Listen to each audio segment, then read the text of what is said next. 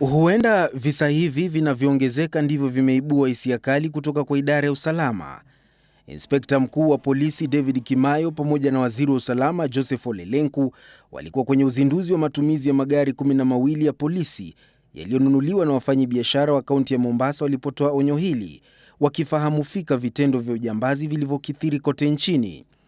That they should be able now to surrender and we are going to deal with them firmly.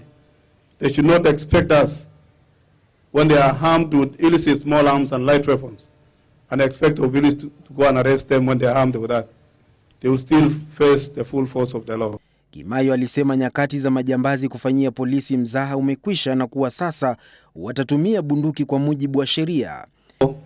You should not expect us to hesitate to use the necessary force that is required of us when you are illicitly armed with that particular firearm. Na sasa maafisa wote wa trafiki watakaoshindwa kutekeleza majukumu yao ipasavyo hawatasazwa na kuwa watashtakiwa kama Wakenya wengine na kufikishwa mahakamani. Haya yakijiri siku moja tu baada ya missionari mmoja kuuawa huko Kisumu.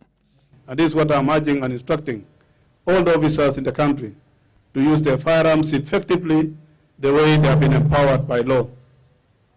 They have to use it effectively. Ni hafla iliyohudhuriwa na gavana wa Mombasa Ali Hassan Joho na mbunge wa Mvita Abdul Swamad Nasir waliokashifu vitendo vya uhalifu.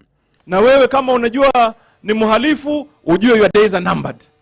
Your days are numbered. Hatukuachi. And we'll be seeking to try and get answers as to the reason why of late we have been having a number of extrajudicial killings. Huku dola la usalama likikuna kichwa kuhusu namna ya kukabiliana na uhalifu pembezoni mwa nchi, hususan kwenye kaunti za Moyale na Marsabit ambapo wenyeji wamekuwa wakiishi kwa uoga, wanastahili pia kutafutiwa ufumbuzi wa kudumu. Shisia Wasilwa, Citizen Nipashe.